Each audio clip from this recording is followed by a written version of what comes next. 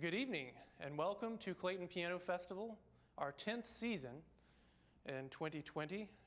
We've been online for a while now, and I'd like to thank you all for your continued participation and attendance through these difficult times for everyone, and especially musicians.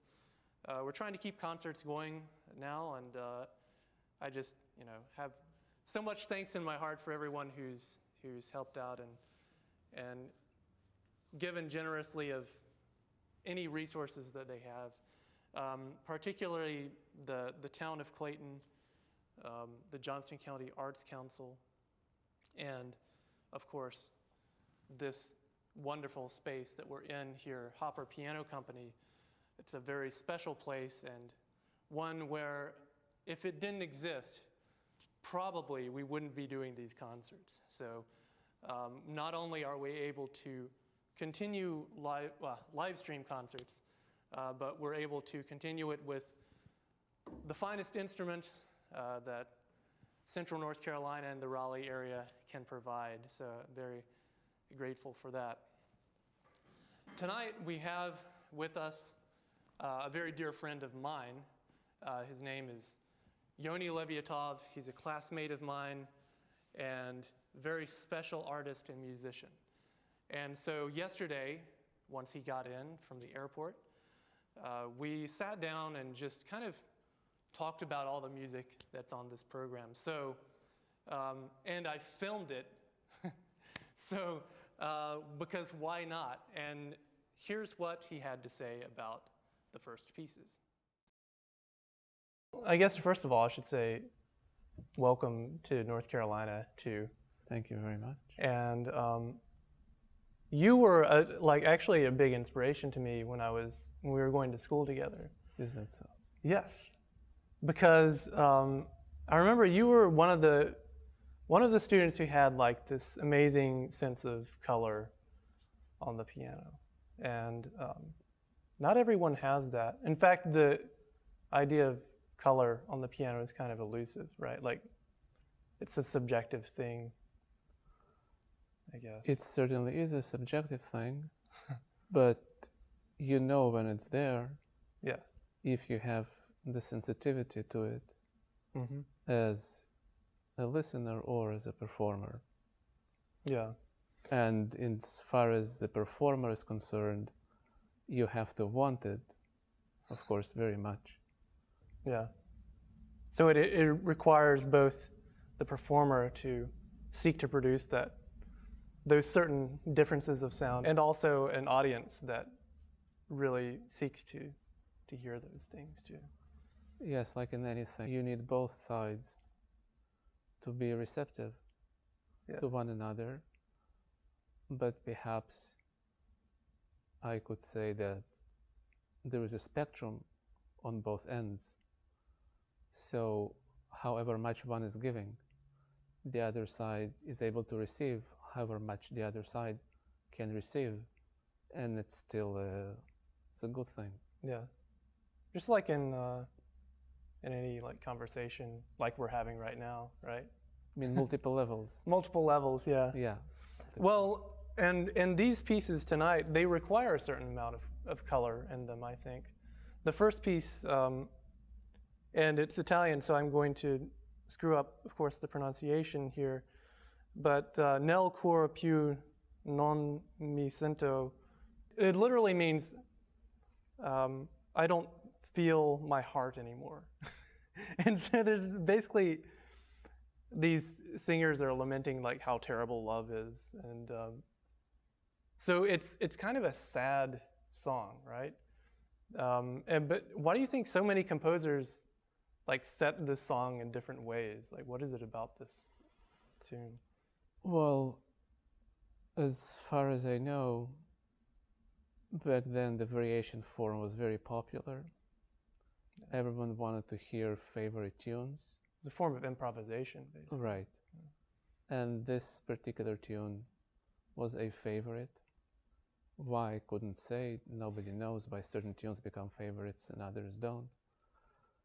And as far as opera tunes are concerned, I know that very often all kinds of variations and fantasies on tunes of opera would travel before the opera. Yeah. Because for an opera to travel, a lot needs to happen. Right. A tune can travel easily. And I know that in Italy, for example, often if an opera was staged in a major place, all kinds of tunes from that opera would travel throughout the country in forms of fantasies for instruments. Right. And then eventually people would hear the opera. Yeah, basically like the radio before there was radio, right? Like that's right, how exactly. people you heard could say that, and yes. consumed music. And for a composer to write a piece on a popular tune was very likely a good device, a good career device to get somewhere. Yeah. And for a composer such as Beethoven, I shouldn't say such as Beethoven because there's no one like him. In his variations, of which he has many sets of different degrees of seriousness and complexity, his really shows. And that's one of the reasons I like his variations a lot, because they really give us a clue as to his pianistic style.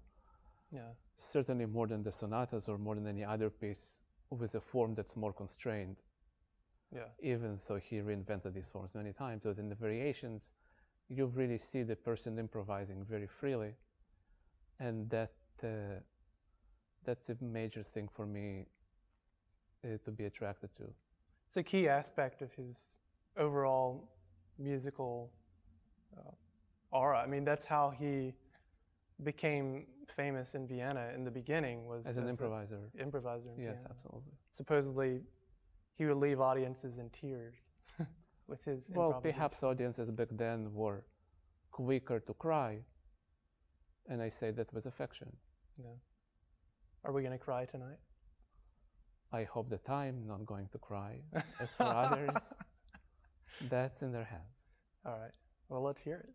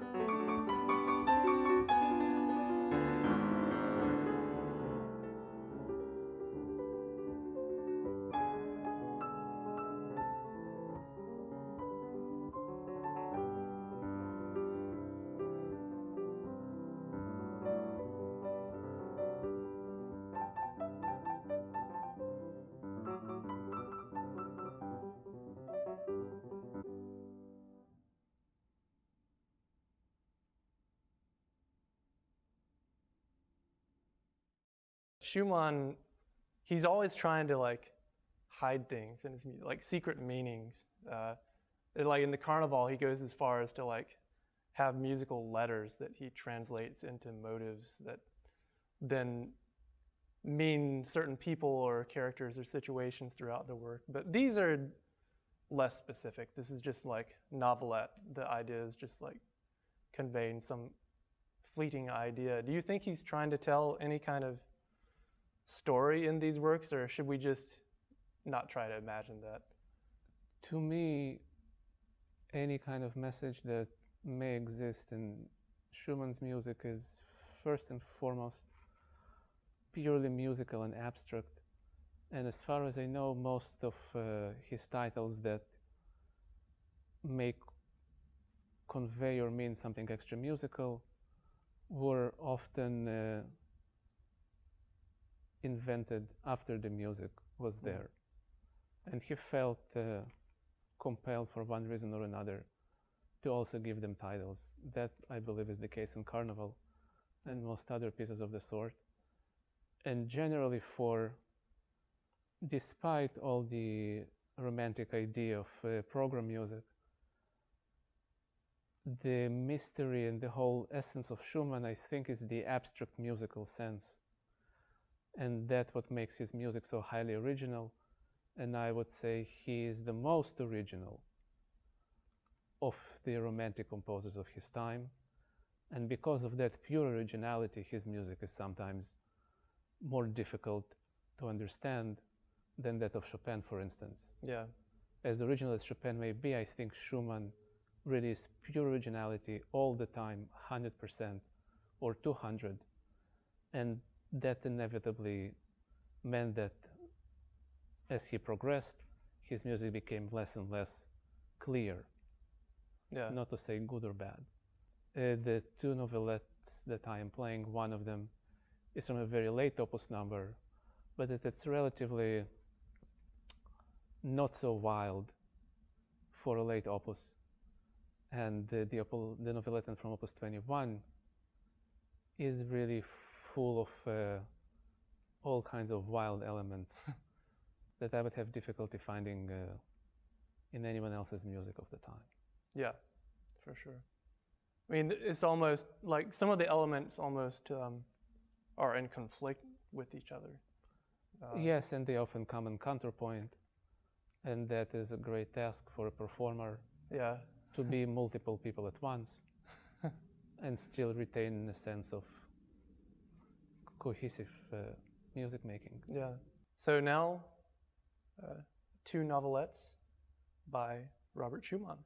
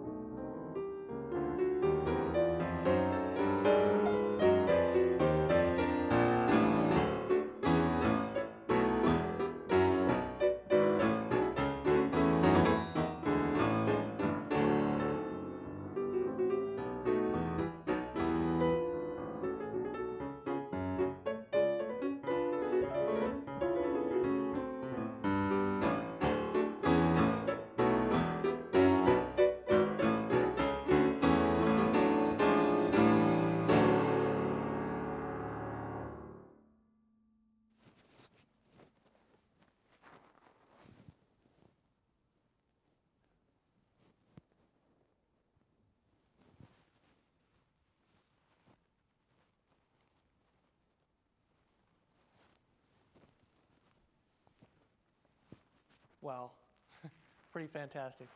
It's going very well so far, Yoni. Really love that piece. So now, one of the things that we've been doing is just kind of presenting different businesses and organizations throughout the Clayton area and Johnston County, and in an attempt to kind of encourage people during these difficult times. And so one of the most important arts organizations in the Clayton area and in the central North Carolina region for many students throughout the area is the Clayton Youth Theater. The mission of the Clayton Youth Theater is to educate youth through theater arts, to showcase the talents of students to perform high-quality productions at a regional level, and to cultivate an appreciation for the arts in the community. And so throughout the last, 20 years, I've seen the Clayton community grow so much in the realm of the arts, and Clayton Youth Theater has been a big part of that. I had the pleasure to sit down with director and founder Nikki Dyke last year, and so here is a little bit of our interview. Theater teaches so many things. It teaches leadership skills, it teaches commitment, it teaches teamwork, it builds confidence and self-esteem. And so those are the things that we are really doing and what students are really walking away with. My name is Nikki Dyke, and I'm the director of Carolina Youth Theater here in Clayton, North Carolina. My passion is sharing theater with young people. CYT came about because I was teaching in the public schools, and I saw firsthand that theater programs were not an important part of many of our public school systems. Basically, my husband and I decided that we were going to try to get something going in the community, that regardless where a student went to school, regardless of whether there was a program in their school that they could participate in, that there would be something in the community that they could get involved in. We got started in 2007, and since that time, we have been here in Clayton, bringing a couple shows a year to the families here and giving students performance opportunities. I have students that are coming to this program that want to be here. This is not for a grade, it's not for school. They're choosing to audition and participate, and so because of that, I get great students that really show their passion, and it really is a joy. It's awesome to see something go from an idea to a sketch in a notebook, to auditions, to live people on stage, to that final performance, and I feel very honored to be a part of that whole process. Students can participate beginning in the 7th grade, and they can be with us through their senior year of high school. And I've had several students that have been with us that entire time, and that's really special for me to see that commitment in those students. But it also is really rewarding because you see the growth. And I love that family aspect of CYT, where students continue to come back because they enjoy the program, because they're learning, they're growing, they're getting something out of it. And so that's really a fantastic part of the job. Our program is growing, and where do we see it going from here? Really, our focus is going to be on education. We are really focusing on building out a theater arts education curriculum so that students can do classes throughout the year, take workshops, and really further develop their skills. Our tagline this summer was hashtag no place like CYT because of our Wizard of Oz show. But I do feel like that encompasses what we're about. It is a special place. We're family-oriented, students return, they want to be here. We're unique in that we are catering solely to students. And so I do feel like there really is no place like CYT.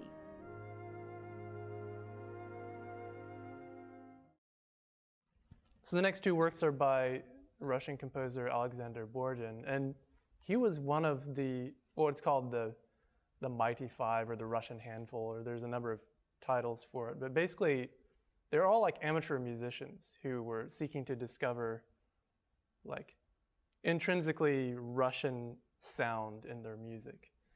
And but they were far from what we would consider amateur musicians these days, like real highly educated and musicians of the highest order.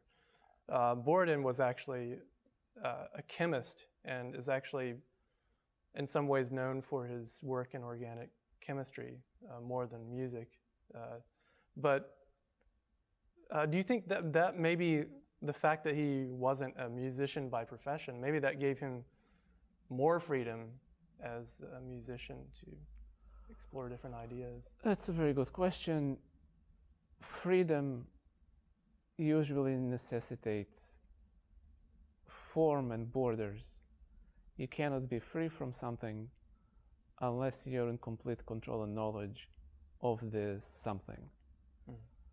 But Borodin had plenty of originality and his own talent for the very few works that he was able to write despite severe lack of time to outlive him and last to this day.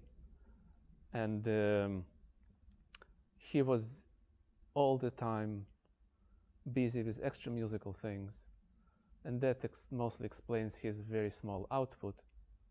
But of the rest of the Russian Five, I think his music is very often most original and unusual with its own flavor. As far as all of them being amateurs, as you know, comes from the word love. That's what I was going to say. Yeah, people who actually love what they do, unlike professionals. And they simply had professional careers aside from writing music.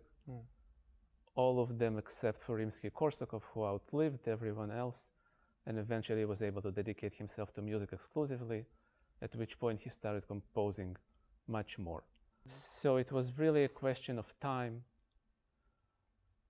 for him as far as how much he could or could not write. But thankfully he completed enough for me to play tonight. And there are a lot of funny stories about him. Oh yeah? You know, he was very absent-minded. He one time addressed a letter to himself. And sent it in the mail? Yes, and it arrived, I suppose. Well, these are from the so-called Petite Suite, which was, I think, wasn't this the only thing that he wrote for piano? The only real substantial work that he wrote for piano? It's the only work for the piano I'm familiar with. Yeah. And supposedly... And I would not call it very substantial. Yeah, they're all small. It's in the Petite Suite, and these are small pieces often played by children. But 100 years ago or so, they were much more popular. And I believe they were more in the concert repertoire than they are today. Yeah. And particularly the Scherzo, which is more of a fully fledged piece. Yeah, definitely. So even adults can enjoy them. Even adults can enjoy them. And children at heart. Well, that's necessary. Necessary, yeah.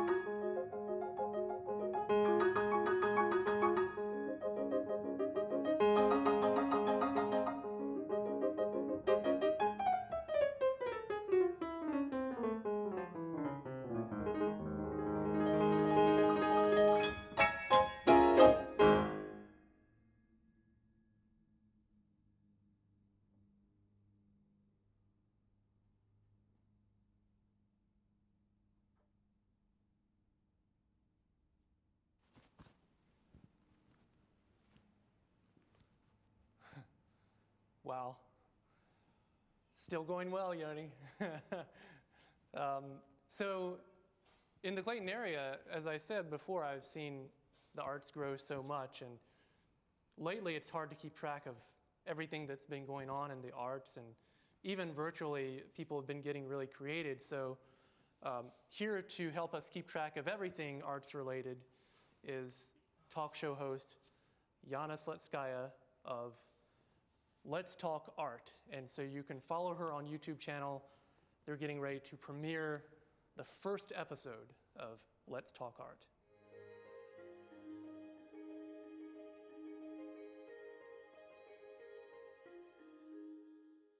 Hi, I'm Yana Sletskaya. Welcome to Let's Talk Art. It's like unbelievable. It's like an artist's paradise, really, and and I think, you know, we learn from each other. Got to keep people's interest and passion in things alive. Meeting artists, getting to know them, finding out their passions, making connections. You know, research who your local artists are, like them on Facebook, hit them up on the Instagram, you know, and connect that way, since we can't be so close together. It's a journey. It is a journey. Yeah. And it never stops. Really, art is so universal. It has no political affiliation. It is universal. It brings people together. Now, let's talk art.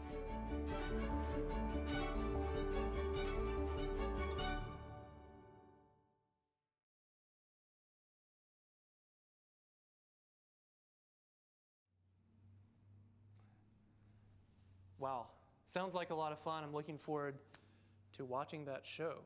So the one thing that we forgot to talk about yesterday, Yoni and I, were his own compositions. And Yoni is kind of one of those all-around creative people that is not only a wonderful performer, but he's composing, creating his own music, and I would say a very unique style. And so these two miniatures kind of represent two different aspects of his style. The first one is Havanaise Oubliee, which is French. The Havanaise it's kind of like a dance from Havana, Cuba, and Oubliee, of course, means forgotten. So he's kind of trying to conjure up this nostalgia and dance form.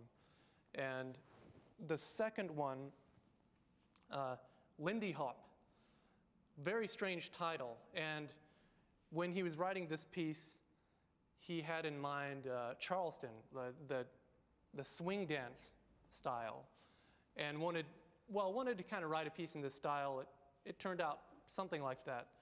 But during the course of his work on this particular piece, he asked our former dean, Dr. David Noon at Manhattan School of Music, what he should call something that's kind of in a new Charleston style, and Dr. Noon instantly said, Lindy Hop.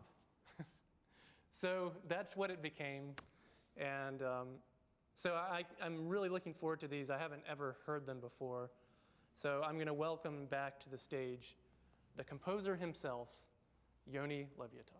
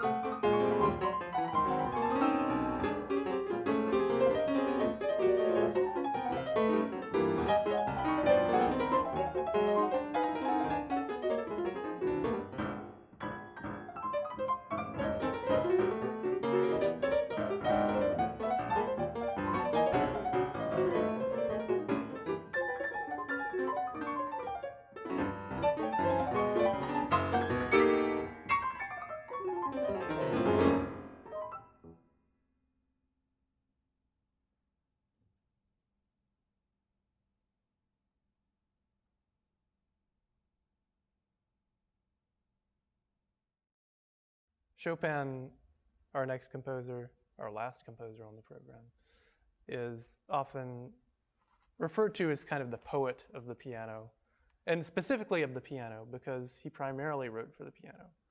He hardly ever wrote for orchestra except for the 2 piano concertos, and it was a little bit of a disappointment maybe to his teacher Joseph Elsner, who maybe envisioned that he would someday write a big opera or some kind of work that would symbolize the plight of Poland in some way. But Chopin knew pretty much from the beginning, I think, that the piano was his primary expressive vehicle. And he became this iconic figure for Poland in so many ways, which they still celebrate to these days. He's even on a bottle of vodka. So do you think this, like, specifically piano interest affects his music in some way? Well, I would say that the piano interest is the heart of his music, as opposed to an external influence. And his piano writing cannot be mistaken for anything else, even if not most of his major works were the very core of repertoire. And I don't think he felt any need in expressing himself with other instruments than the piano. It was plenty for him. So it was not a question of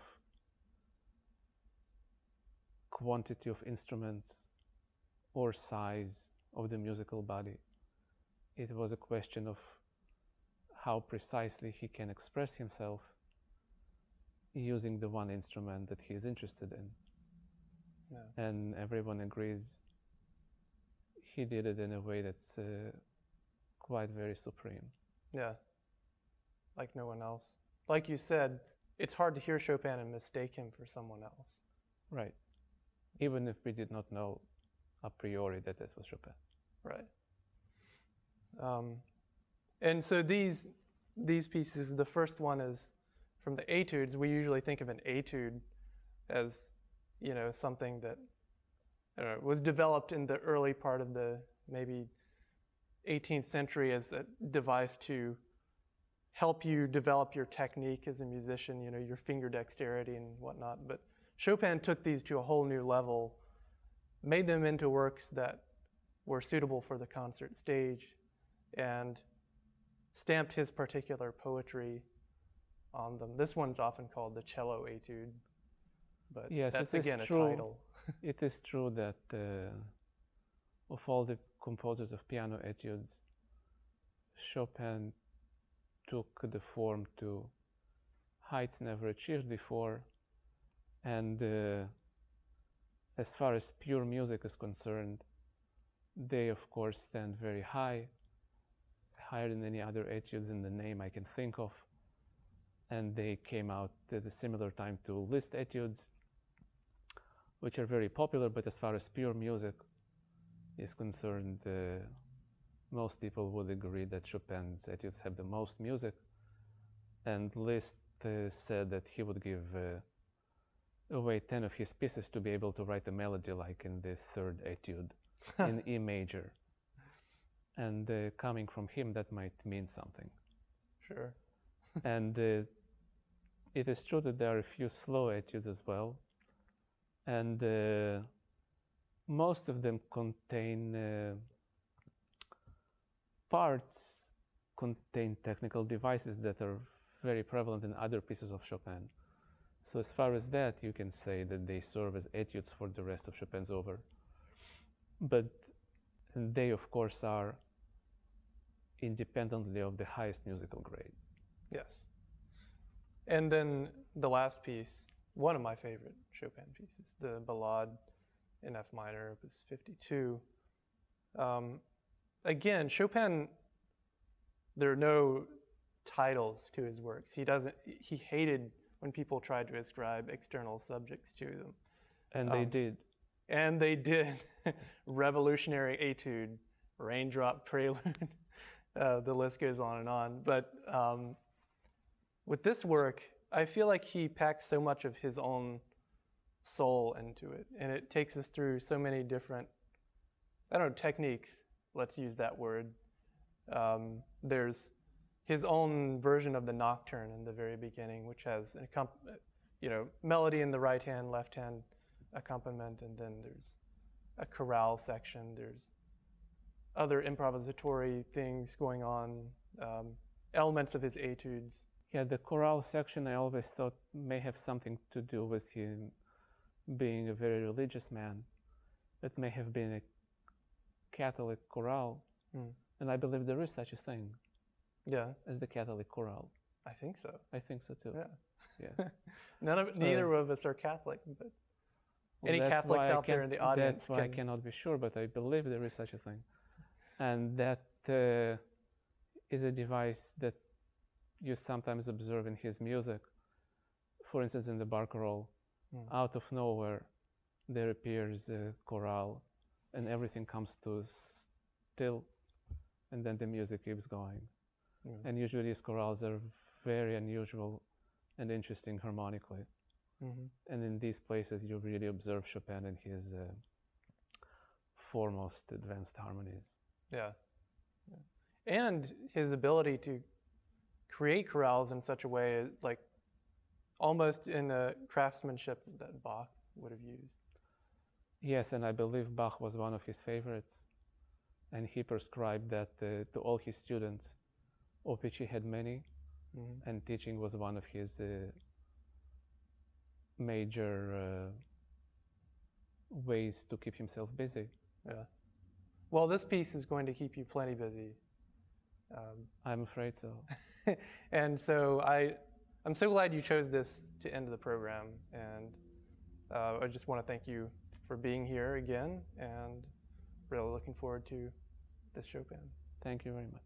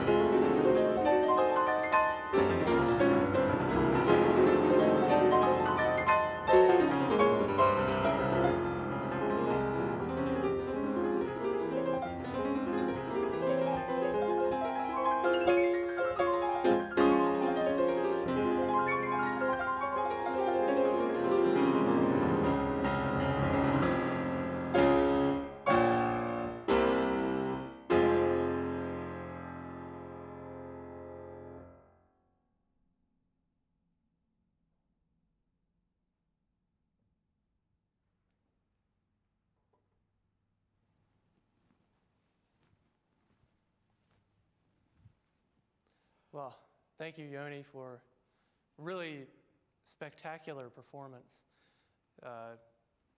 Wow. I wish that everyone who's listening right now could have been here live to hear that in person, because it's truly, truly special when you're hearing this instrument make those sounds, and Yoni, who's controlling it so masterfully. So I'd like to thank you all for being with us this evening. Please give Yoni another round of applause at home, in your living room, or wherever you are. And if you feel so inclined, please show your support by making a small donation at our PayPal. You can do that either on our website at www.claytonpianofestival.org or at the PayPal link that's, I think, in most of the descriptions. So yes, without further ado, thank you, and please join us next month for another amazing concert here live from Hopper Piano Company. And until then, I bid you a very good night. Thank you.